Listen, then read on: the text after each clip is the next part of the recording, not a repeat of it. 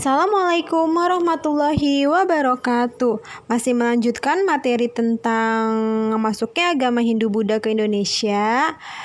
Pembahasan kita tentang integrasi Nusantara pada masa pengaruh Hindu-Buddha.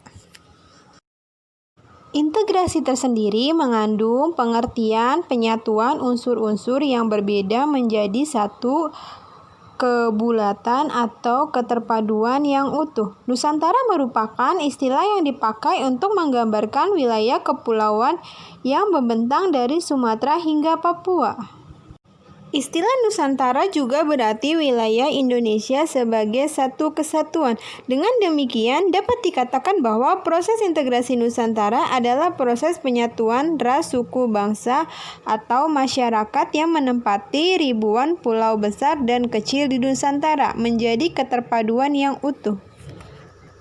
Sejak abad pertama Masehi, wilayah Nusantara terlibat dalam pelayaran dan perdagangan internasional.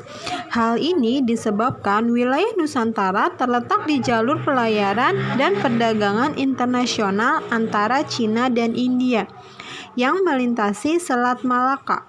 Hubungan dagang antara Indonesia dan India mengakibatkan masuknya pengaruh budaya India, baik pengaruh Hindu maupun Buddha. Selain itu juga tumbuh dan berkembangnya kerajaan-kerajaan Hindu-Buddha di Nusantara seperti Kerajaan Sriwijaya dan Kerajaan Majapahit merupakan dua kerajaan yang memiliki pengaruh dan cakupan wilayah yang luas di Nusantara, bahkan pengaruhnya hingga berbagai wilayah di Asia Tenggara. Munculnya Kerajaan Sriwijaya yang bercorak Buddha sebagai kerajaan maritim berkaitan erat dengan perdagangan internasional antara India dan Cina dan perdagangan regional di antara daerah-daerah di Nusantara. Kerajaan ini merupakan kerajaan yang terbesar, pusat perdagangan dan pusat penyebaran agama Buddha. Kerajaan ini mencapai puncak keemasan pada abad ke-9 ketika diperintah oleh Raja Balaputradewa. Wilayah kekuasaannya meliputi Sumatera, Jawa Barat, Kalimantan Barat, Bangka Belitung, Singapura, dan Thailand Selatan. Letak Kerajaan Sriwijaya yang strategis dalam jalur lalu lintas perdagangan internasional mendorong kerajaan ini mengandalkan sektor perdagangan dalam kehidupan ekonominya.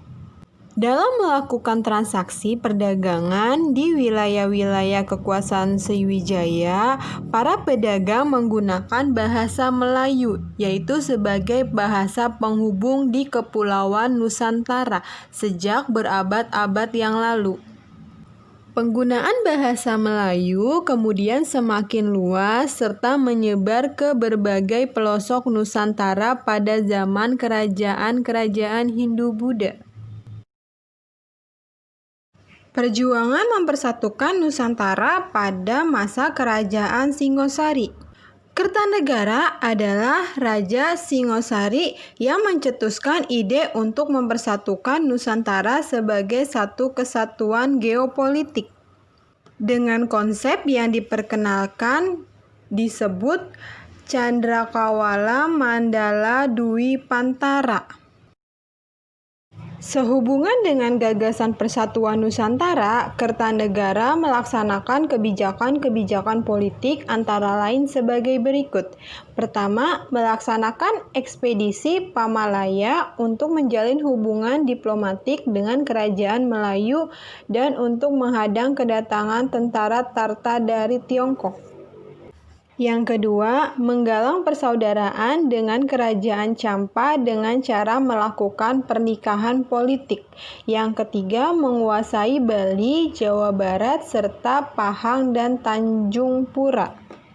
Walaupun pada akhirnya kerajaan ini hancur oleh pemberontakan dari negerinya sendiri. Akan tetapi, ia telah mewariskan semangat persatuan Nusantara, memberikan inspirasi kepada Mahapati Gajah Mada untuk mewujudkan persatuan Nusantara di bawah kekuasaan beliau, dengan melalui Sumpah Palapa. Selanjutnya, perjuangan mempersatukan Nusantara pada masa Kerajaan Majapahit. Untuk mempersatukan Nusantara pada masa Kerajaan Majapahit tidak dapat dilepaskan dari tokoh Gajah Mada. Dalam upaya mewujudkan cita-citanya itu, Majapahit Gajah Mada membangun armada laut yang besar yang dipimpin oleh Laksamana Nala. Pada masa pemerintahan beliau, banyak wilayah yang berhasil ditaklukkan, bahkan melebihi daerah-daerah yang diucapkan dalam sumpahnya tersebut, yaitu Sumpah Palapa.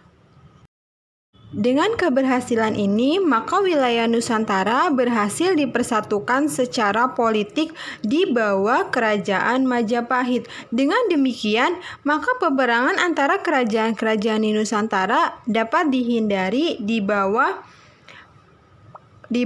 kepemimpinan Kerajaan Majapahit. Selain itu, keberhasilan mempersatukan Nusantara ini juga diperlakukan untuk memperkuat diri dalam menghadapi ancaman diplomasi Kekaisaran Mongol Tiongkok. Untuk itu, kemudian Majapahit memperkenalkan hubungan internasional baru yang disebut dengan Mitereka Satata, yaitu hubungan antara negara yang saling menguntungkan dengan prinsip saling menghargai dan persamaan derajat. Ya, sampai sini pembahasan kita tentang materi ini. Semoga banyak memberi manfaat. Wassalamualaikum warahmatullahi wabarakatuh.